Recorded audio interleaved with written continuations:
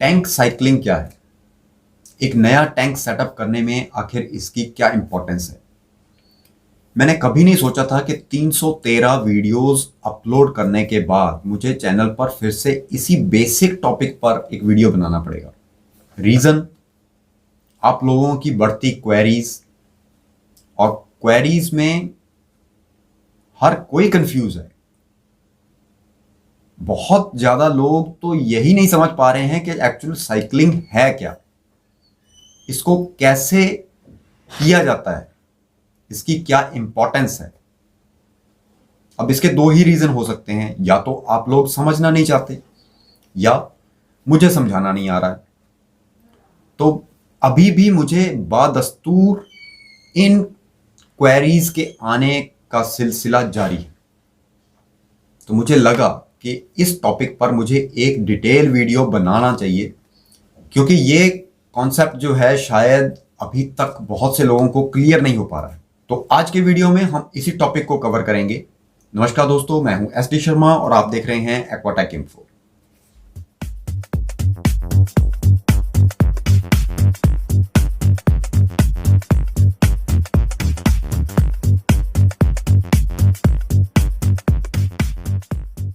सबसे पहले बात करते हैं एक क्वेरी की।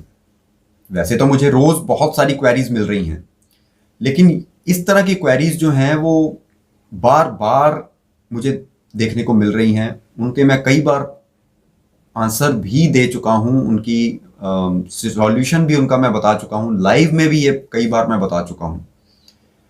313 वीडियोस में से कम 13 वीडियो तो एटलीस्ट ऐसे होंगे जिनमें ये बात मैं कर चुका हूं, हालांकि इससे ज्यादा ही होंगे, लेकिन फिर भी ये कॉन्सेप्ट शायद क्लियर नहीं हो पा रहा है। तो पहले आप स्क्रीन पर देखिए, जो क्वेरी मुझे मिली है वो क्या है सर, क्या मैं स्पंज फिल्टर लगा सकता हूं 2 फीट? उसका साइज उन्होंने आगे दिया है 24 बाय 12 बाय 16 के टैंक में बेटा फिश के लिए। तो मैंने उनको जवाब दिया यस, कि चल सकता है। उसके बाद उन्होंने फिर से रिप्लाई किया कि 2 लगा सकता हूं, और सर एक्वेरियम साइकिल पर डाउट है। एक, क्या मैं 1 महीने साइकिल हो जाने पर फिश ऐड कर सकता हूं? और सर, क्या एक्वेरियम साइकिल के टाइम पर वाटर चेंज देनी है या फिश ऐड करने के बाद वीकली वाटर चेंज देनी है? और सर, अगर स्पंज फिल्टर लगाता हूं तो सर कुछ समय बाद एयर पंप नॉइस करता है। और सर, टॉप ऑन फिल्टर के लिए मेरे टैंक में होल्डर नहीं लगे हुए। सर, मैं फिल्टर को लेकर बहुत कंफ्यूज हूं। यह है क्वेरी। अब इसी तरह की क्वेरीज, तकरीबन मिलती जुलती क्वेरीज जो हैं वो मुझे देखने को मिलती हैं। अभी हाल ही में पीछे मैंने एक क्वेरी सॉल्व की थी, कैप्शन भी शायद मैंने यही बनाया था, योर क्वेरी रिजॉल्व्ड। वो आप देख सकते हैं, उसमें भी सेम इसी तरह की प्रॉब्लम थी। लोगों को अभी तक यही कॉन्सेप्ट क्लियर नहीं हो पा रहा है कि टैंक साइकिल कैसे होता है, साइकिलिंग का प्रोसेस क्या है।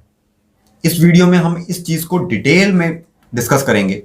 वीडियो बहुत लंबा हो सकता है, तो आप लोगों से अनुरोध है कि जिनको लंबे वीडियो से परहेज है वो कृपया इस वीडियो को यहीं पर छोड़ दें। लेकिन जिनको इस कॉन्सेप्ट के बारे में कुछ जानना है, कुछ सीखना है, वो वीडियो को लास्ट तक जरूर देखिएगा और इसे ज़्यादा से ज़्यादा शेयर कीजिएगा, ताकि दूसरे लोगों को भी इस कॉन्सेप्ट के बारे में क्लैरिटी हो, उनको इस प्रोसीजर के बारे में, प्रोसेस के बारे में पता चल सके, जो कि सबसे इंपॉर्टेंट प्रोसेस है एक्वेरियम सेटअप करने के लिए। तो चलिए इस वीडियो को हम पार्ट्स में डिस्कस करते हैं।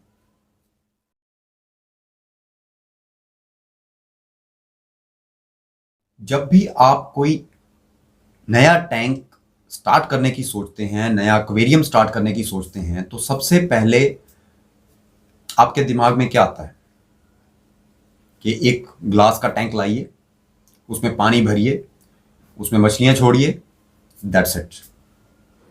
यही है ना? आप बहुत खुश होते हैं कि मैंने एक नया टैंक एस्टेब्लिश कर लिया, अपने घर में सेटअप कर लिया, और मेरे पास बहुत रंग बिरंगी खूबसूरत मछलियां हैं। लेकिन एक हफ्ते बाद जब मछलियां मरनी स्टार्ट होती हैं, फिर आपका दिमाग जो है वो खराब होना शुरू होता है। आपको समझ नहीं आता कि ये हो क्या रहा है, आखिर रीजन क्या है। आप प्रॉपर फीडिंग भी कर रहे हैं, उनका ध्यान भी रख रहे हैं, आपने फिल्टर भी लगाया है, आपने हीटर भी लगाया है, लेकिन उसके बावजूद मछलियां मर रही हैं। जबकि जिस डीलर से आप लेके आए हैं उसकी दुकान पे तो बहुत अच्छी तैर रही थी, और आप जब इनको लेकर आए हैं तो ये बीमार पड़नी शुरू हो गई हैं। आप अब उस डीलर को पूछते हैं कि आखिर ये क्या हो रहा है। अब वो भाई साहब आपको ब्लेम करते हैं कि आपको ये रखनी नहीं आ रही, कि आप उनका ख्याल नहीं रख रहे हैं, अच्छी तरह से मेंटेनेंस नहीं कर रहे हैं। अब आप में एक गिल्ट पैदा होती है कि शायद आप में ही कोई गलती है, आपको ही उन मछलियों का ख्याल रखना नहीं आ रहा है, आप ही इस हॉबी को परस्यू करने के, कंटिन्यू करने के लायक नहीं है। और आपका मोराल जो है, जो पहले दिन था, वो धीरे धीरे डाउन होना शुरू हो जाता है। लेकिन बेसिक रीजन आपको समझ नहीं आता है। उसके बाद आप YouTube पर भी सर्च करना स्टार्ट करते हैं, अलग अलग यूट्यूबर्स के वीडियो देखना स्टार्ट करते हैं। अब कोई कुछ बता रहा है, कोई कुछ बता रहा है। कोई कहता है कि इसमें नीले रंग की दवाई डाल दो, एंटी इच। कोई कहता है जनरल एड डाल दो। कोई कहता है फिल्टर पानी से धो दो, ये कर दो, वो कर दो। अब आप डबल कंफ्यूज। आपको अब ये समझ नहीं आ रहा है कि कौन सही बोल रहा है और कौन गलत बोल रहा है। तो भाई मेरे, आपको घबराने की जरूरत नहीं है। देखिए, एक सिंपल सा कॉन्सेप्ट है ये। आप मेरी प्लेलिस्ट प्रैक्टिकल फिश कीपिंग, अगर आप उसको भी देखेंगे, उसमें मैंने ऑलरेडी यही चीज पहले ही बताई थी कि जब भी आपको कोई नया टैंक स्टार्ट करना है अपने घर में, आप किसी नए एक्वेरियम को रखना चाहते हैं, उससे पहले आपको उसके बारे में होमवर्क करना पड़ेगा। आप कम से कम उसके बारे में स्टडी तो कीजिए। लोग सोचते हैं कि बस ये एक सिंपल सा काम है, कांच का बर्तन खरीद के लाओ, पानी भरो, मछलियां डालो, दैट्स इट। लेकिन ये अपने आप में एक पूरी साइंस है, और इस साइंस को समझना बहुत जरूरी है अगर आप अपने फिशेस को हेल्दी रखना चाहते हैं, उनको लंबे समय तक जीवित रखना चाहते हैं। तो इस पार्ट में हम बात कर रहे हैं कि साइक्लिंग आखिर है क्या, किस बला का नाम है। देखिए, सिंपल सा कॉन्सेप्ट है। आप लोगों ने बहुत पहले बचपन में, I am sure, nitrogen cycle के बारे में जरूर पढ़ा होगा। ये वही नाइट्रोजन साइकिल हम लोग अपने नए एक्वेरियम में जब इंप्लीमेंट करते हैं, उसी को साइक्लिंग बोला जाता है। अब इसका पूरा प्रोसीजर है क्या, आखिर साइक्लिंग है क्या? पहले तो आपको नाइट्रोजन साइकिल क्लियर होना चाहिए। आई एम श्योर पढ़ा सबने है, लेकिन ध्यान किसी ने नहीं दिया, क्योंकि उस समय सिर्फ एक होड़ थी नंबर लाने की। क्योंकि हमारा एजुकेशन सिस्टम कुछ इस तरह का है कि वो पढ़ाने की बजाय, सिखाने की बजाय रटाने में ज़्यादा विश्वास करता है। तो जिस चीज़ को रट्टा मारा गया हो, तोता रटंत बन के याद किया गया हो, वो चीज़ थोड़े समय के लिए याद रहती है, उसके बाद वो भूल जाती है। लेकिन अगर आप उस चीज़ को समझ कर याद करते हैं तो फिर वो आपके लिए थ्रू आउट लाइफ याद रहती है। साइक्लिंग का मेन उद्देश्य क्या है? उसका मेन उद्देश्य यही है कि जो पानी हमने एक्वेरियम में रखा है, उसको, जो भी फिश हम उसमें रखना चाहते हैं, उसके रहने के लायक बनाना, उसके रहने के अनुकूल बनाना। ये हमारा मेन मोटो होता है।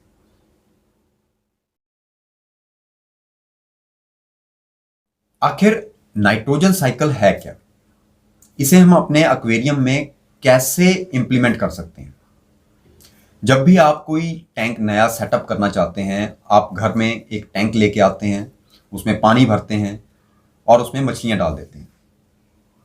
उसके बाद आप उनका ध्यान रखना शुरू करते हैं। आप उसमें सारे इक्विपमेंट्स जो हैं वो भी लगाते हैं, हीटर लगाते हैं, फिल्टर लगाते हैं, एयर पंप लगाते हैं, लाइट्स लगाते हैं, और उसके बाद आपको उम्मीद होती है कि अब मेरा टैंक जो है वो बिल्कुल सेट हो गया। लेकिन जैसा कि मैंने शुरुआत में बोला कि एक हफ्ता गुजरने तक आपकी मछलियां सुस्त पड़नी शुरू हो जाती हैं, बीमार दिखने लगती हैं और उनकी कैजुअल्टीज स्टार्ट हो जाती हैं। तो उसका रीजन क्या होता है? उसका रीजन होता है नाइट्रोजन साइकिल का कंप्लीट ना होना। आपने जब पानी भरा, उसमें मछलियां डाली और सारे इक्विपमेंट्स वगैरह चला दिए, उसके बाद आप उनको खाने के लिए खाना दे रहे हैं, वो खाना खा रही हैं। खाना खाने के बाद नेचुरली है वो वेस्ट भी प्रोड्यूस करेंगी। अब वो वेस्ट प्रोड्यूस जो है वो नीचे सबस्ट्रेट में जाएगा, या जो नीचे आपने ग्रेवल वगैरह डाली है उसमें जाएगा। अगर आपने बहुत बड़े बड़े पत्थर डाले हुए हैं तो उसमें ट्रैप होगा और वहां पे सड़ेगा। अगर बेयर बॉटम टैंक है या सही तरह की आपने ग्रेवल यूज की है, सबस्ट्रेट यूज की है, तो वो वेस्ट जो है वो फिल्टर में जाएगा और वहां पे जाके ट्रैप होगा और वहां पे वो सड़ेगा। इसी तरह से जो खाना आपने उनको खाने के लिए दिया है,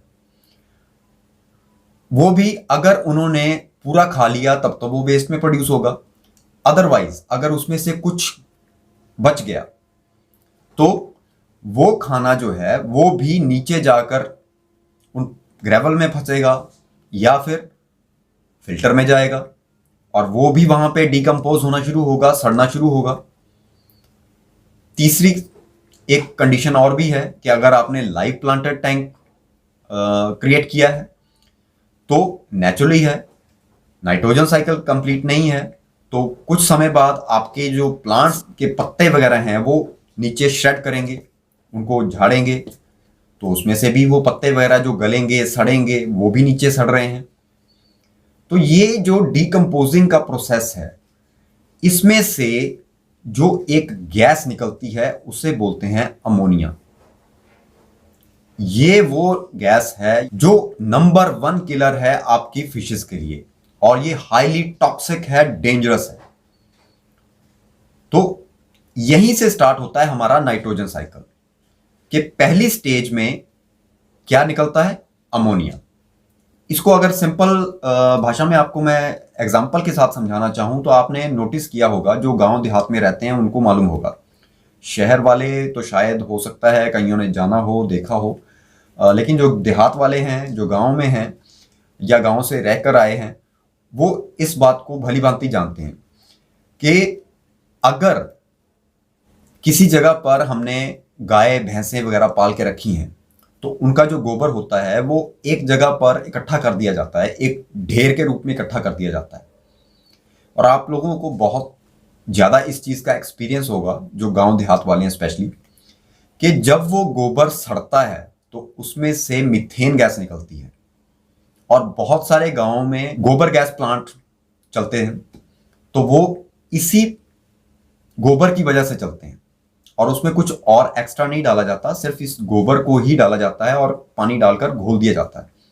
और वो जब वो सड़ता है तो उसमें से जो गैस निकलती है, मीथेन गैस है, वो कुकिंग के काम आती है। तो ये प्रोसेस जो है वो हमारे एक्वेरियम में भी होता है। फर्क सिर्फ इतना है कि जो चीज बाहर गोबर से हो रही है वो हमारे एक्वेरियम में, हमारे टैंक में, नए सेटअप किए हुए टैंक में uneaten food, fish waste, live plant से जो पत्ते झड़ते हैं उनके सड़ने से, कहने का मतलब ये सारे ऑर्गेनिक मैटर्स की डीप कंपोजिशन से जो गैस निकलती है उसे अमोनिया कहते हैं और वो हाईली टॉक्सिक है।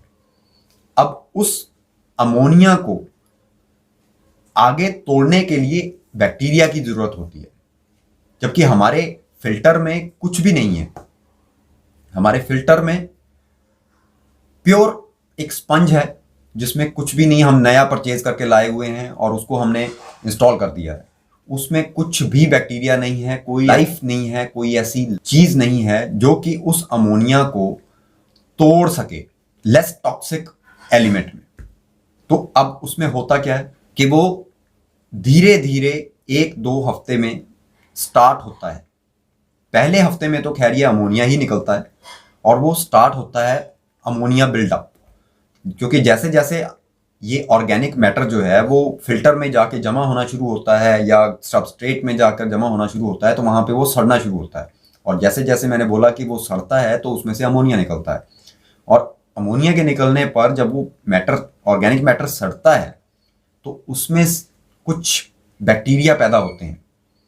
वो बैक्टीरिया उस अमोनिया को बाई पार्ट्स में तोड़ते हैं और उसको तोड़कर नाइट्राइट में बदलते हैं। अब नाइट्राइट जो है वो भी डेंजरस है, टॉक्सिक है फिशेस के लिए, तो उस दौरान भी फिशेस की कैजुअलिटी होती है। अब जैसे जैसे टाइम बीतता है, अब उस नाइट्राइट को तोड़ने के लिए फिर से नए बैक्टीरिया पैदा होते हैं। अब इस समय जो बैक्टीरिया पैदा होते हैं उनको नाइट्रोबैक्टर बैक्टीरिया बोला जाता है। जो पहले बैक्टीरिया पैदा होते हैं जो कि अमोनिया को नाइट्राइट में तोड़ते हैं उनको बोलते हैं नाइट्रोसोमोनस। नाइट्राइट को तोड़ने के लिए आगे जो बैक्टीरिया पैदा होता है वो होता है नाइट्रोबैक्टर। अब वो नाइट्रोबैक्टर बैक्टीरिया का क्या काम है, जिसको हम बेनिफिशियल बैक्टीरिया बोलते हैं, ये नाइट्राइट को नाइट्रेट में बदलता है। नाइट्रेट की एक पर्टिकुलर लिमिट तक पहुंचने पर ये लेस टॉक्सिक हो जाता है और नाइट्रोजन साइकिल जो है हमारा पूरा होता है। और जब ये साइकिल पूरा होता है तो उस समय हमारा टैंक जो है वो मछलियों के रहने के बिल्कुल अनुकूल होता है। और इस पूरे प्रोसेस में कम से कम आपको 1 महीना लगता है।